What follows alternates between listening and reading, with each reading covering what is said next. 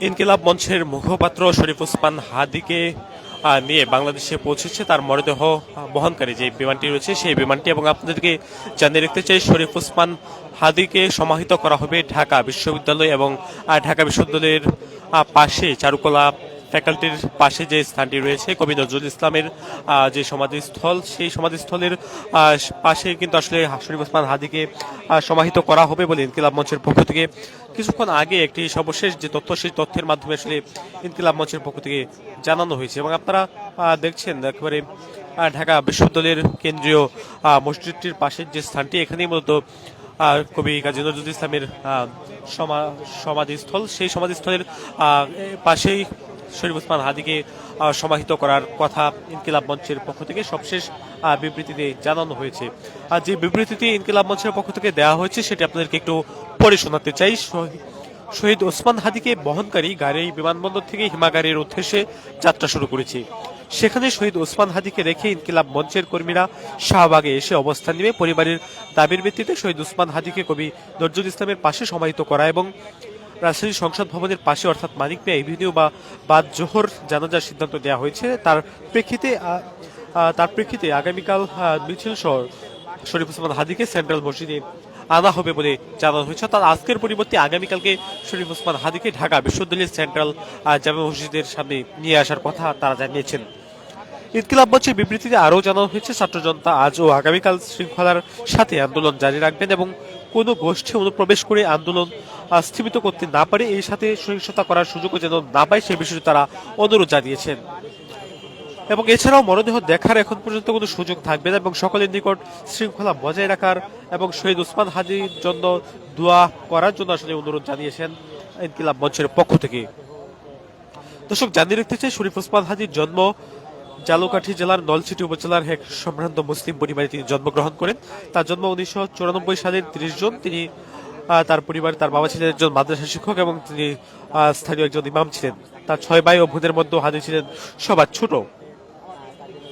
শিক্ষা জীবনে তিনি জালুকাঠি NS কামিল মাদ্রাসা থেকে প্রাথমিক ও মাধ্যমিক শিক্ষা সম্পন্ন করেন। পরবর্তীতে তিনি ঢাকা বিশ্ববিদ্যালয় থেকে উচ্চশিক্ষা গ্রহণ করেন। ছাত্র জীবন থেকেই তিনি লেখালেখি, শিক্ষকতা এবং বিভিন্ন সাংস্কৃতিক ও রাজনৈতিক কর্মকাণ্ডে সক্রিয় ছিলেন বলে জানানো হয়েছে।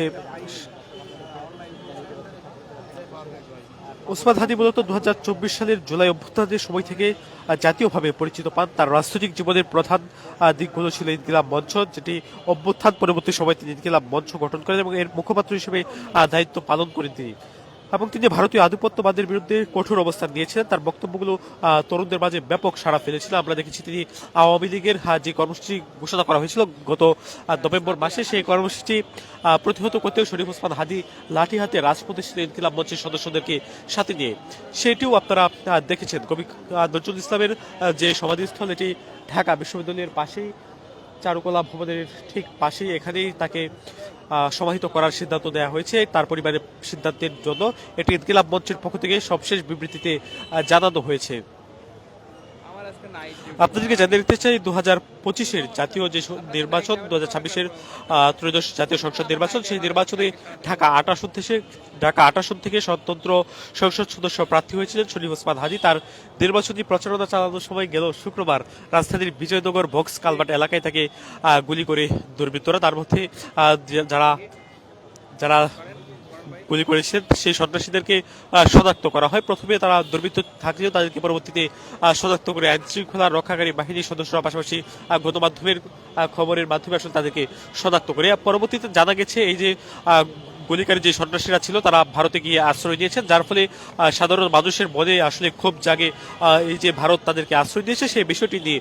অর্থাৎ শরীফ ওসমান হাদি যেহেতু ভারতীয় আধিপত্যবাদ বিরোধী একজন ব্যক্তি ছিলেন, তাকে হত্যাকারীরা ভারতীয় আবার আশ্রয় দিয়েছে, সেই বিষয়টি নিয়ে বলতো সাধারণ মানুষের মাঝে ক্ষোভ প্রকাশ হয়েছে। যেই ক্ষোভের বহিঃপ্রকাশ গতকালকে রাত্রে আমরা দেখেছি ঢাকায় ডেইলি স্টার এবং প্রথম আলো পত্রিকার যে প্রধান কার্যালয়গুলো ছিল, সেই প্রধান কার্যালয়গুলো থেকে সাধারণ মানুষজন দ্বারা ভাঙচুর এবং আগুন দেওয়ার ঘটনা আসলে ঘটেছে। তারা সেই অভিযোগটি তুলে, অর্থাৎ এই যে ঘটনা, সেই ঘটনা আমরা দেখেছি। আপনাদেরকে জানিয়ে রাখতে চাই, শরীফ ওসমান হাদির যে হামলার তারিখটি, সেটি হচ্ছে গেল 12 ডিসেম্বর শুক্রবার। নির্বাচনের তফসিল ঘোষণার ঠিক 24 ঘন্টার মধ্যে আসলে এই ঘটনাটি ঘটে। তার দুপুর 2:25 দিকে শরীফ ওসমান হাদিকে একটি মোটরসাইকেল যোগে দুর্বৃত্তরা তার মাথায় একেবারে কাছ থেকেই গুলি করেন এবং তিনি রিকশা দিয়ে যাচ্ছিলেন, সেটি আমরা দেখেছি।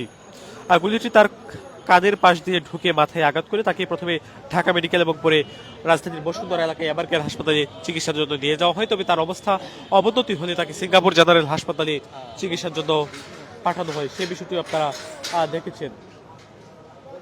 উন্নত চিকিৎসার জন্য গত 15 ডিসেম্বর তাকে সরকারি ব্যবস্থাপনায় এয়ার অ্যাম্বুলেন্সে করে সিঙ্গাপুর জেনারেল হাসপাতালে দিয়ে যাওয়া হয় এবং 18 ডিসেম্বর 2025 তিনি শেষ নিঃশ্বাস ত্যাগ করেছেন। 7 দিনের যুদ্ধ শেষে শরীফ ওসমান হাদী গতকালকে শেষ নিঃশ্বাস ত্যাগ করেন এবং সেটি আপনারা দেখেছেন ইতিমধ্যে। আসলে যার ফলে শরীফ ওসমান হাদীর যে মৃত্যু, সেটি গতকালকে বাংলাদেশ সময় স্থানীয় সময় রাত 9টা 45 সেই মৃত্যুর খবরটি ইনকিলাব মঞ্চের ফেসবুকের একটি খুদে বার্তার মাধ্যমে তারা জানায়, সেটি আপনারা ইতিমধ্যে আসলে দেখেছেন। শরীফ ওসমান হাদীর মৃত্যুর খবর ছড়িয়ে পড়তে সারা দেশের সাধারণ ছাত্র জনতা মানুষজন তারা রাজপথে নেমে আসে। তারা গতকালকে রাত থেকেই শাহবাগ মোড়ে অবস্থান করছিলেন এবং এখন পর্যন্ত তাদের অবস্থান কিন্তু শাহবাগ মোড়ে রয়েছে। শরীফ ওসমান হাদীকে কবি কাজী নজরুল ইসলামের সমাধিস্থলের পাশে যে সমাহিত করা হবে, সেই বিষয়টি আসলে জানার পর থেকে আমরা দেখতে পাচ্ছি সাধারণ মানুষজন এসে অবস্থান করছেন। কবি কাজী নজরুল ইসলামের যে সমাধিস্থল, তার ঠিক সামনে সাধারণ জনতা এসে তারা অবস্থান করছেন এবং তাদের ভিড় কিন্তু ধীরে ধীরে বাড়ছে এবং তাদের যে ভিড় সেটা আসলে চোখে পড়ার মতো। তো আপনার সাথে কথা বলতে চাই, আসলে শরীফ ওসমান হাদীর মৃত্যুর যে বিষয়টি আসলে এটি কতটুকু মেনে নিতে পারছেন আপনি? এটা আসলে একটি অপ্রত্যাশিত ঘটনা। শরীফ ওসমান হাদীর মতো একজন, যে কাজী নজরুল ইসলামের আমরা উত্তরস্বরী হিসেবে জানি, যার কণ্ঠে ছিল ঝঞ্ঝার মতো, যার কথাগুলো তরঙ্গে তুলে একদম ঝঞ্ঝার নৃত্য, এরকম মানুষ আসলে হয় না রাজনীতি জগতে। আপনারা দেখবেন যে এই যে তরুণ প্রজন্মের উত্থান, এই তরুণ প্রজন্মের উত্থানের একজন আইডল হিসেবে দাঁড়িয়েছিল এই শরীফ ওসমান হাদী। এই তরুণ প্রজন্মের একটা নতুন প্রজন্মের উনি দেখেন, উনি কিন্তু কোনো দলে যায়নি, না এনসিপি, না বিএনপি, না জামাত। উনি চাইলে বিভিন্ন দলে যোগ দিতে পারতেন। ওনার আইডিওলজি, ওনার যে থিঙ্কিং, ওনার চিন্তার লেভেল, যে তরুণ প্রজন্ম, জুলাই পরবর্তী যে বাংলাদেশ আমরা দেখতে চেয়েছিলাম, সেই বাংলাদেশের নতুন প্রজন্মের রাজনীতি নিয়ে উনি দাঁড়িয়েছেন একদম পুরোপুরি স্বতন্ত্র হয়ে। এই স্বতন্ত্র রাজনীতির ধারায় নতুন প্রজন্মের এক অন্যরকম বাংলাদেশ গড়ার কারিগর এই শরীফ ওসমান হাদী। এই মানুষটিকে বাংলাদেশে বেশি দিন টিকতে দেয়নি আসলে। যারা টিকতে দেয়নি এবং কারা টিকতে দেয়নি এটা আপনারা জানেন। এবং এখান থেকে ওনাকে যে সরিয়ে দেওয়া হয়েছে, সরানোর পরে যে খুনি, এই খুনির অবস্থান নিয়ে যথেষ্ট আমাদের সন্দিহান রয়েছে। অ্যাকচুয়ালি বিভিন্ন মাধ্যমে আমরা জানতে পেরেছি, বিভিন্ন আপনারা মিডিয়াতে দেখেছেন, বিভিন্ন জন বিভিন্ন রকম বিভ্রান্তিমূলক দিয়েছে। কেউ বলছে যে ময়মনসিংহ দিয়ে পালিয়েছে, মাঝে মধ্যে আমরা শুনলাম যে সিলেট দিয়ে চলে গেছে ভারতে। অ্যাকচুয়ালি ওনার লোকেশন কোথায় এটা বের করা খুব জরুরি, যে ওই খুনি কি আসলেই বিদেশে বা ভারতে চলে গেছে নাকি বাংলাদেশে আছে। এখন এটা ওনার দৃষ্টান্তমূলক শাস্তি এখন কোটি মানুষের দাবি। এটা আপনারা দেখেছেন যে 71 সালের পর থেকে এ পর্যন্ত বাংলাদেশে যতজন রাজনীতিবিদ মারা গেছে, তার মধ্যে এক অন্যতম এই শরীফুল ইসলাম হাদী। এই হাদী ভাইয়ের মৃত্যুতে শুধুমাত্র তার পরিবারই দুঃখ বা কষ্ট আক্রান্ত নয়, 16 কোটি মানুষের মনে আজ আর্তনাদ এবং কষ্টে ভরা। এরকম একজন তরুণ প্রজন্মের রাজনীতিবিদ, যে মানুষটি খুব একদম নিম্ন পর্যায় থেকে উঠে এসেছে, খুব অতি সাধারণ মানুষ, রিক্সাওয়ালা, ভ্যানওয়ালা হতে শুরু করে একদম টপ